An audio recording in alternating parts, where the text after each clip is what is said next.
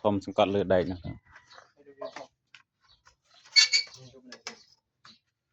កត់គ្រប់គុនជ្រុង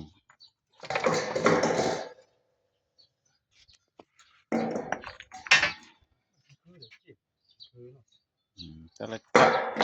มันชอบมันคือจะรู้มันชอบมันคือ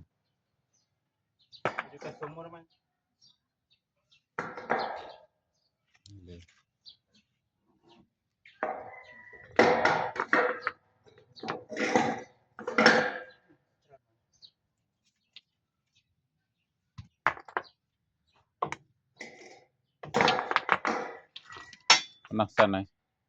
แต่สกัดตะบุญชรุงจำด่าไปตัวมันเล็กยังไง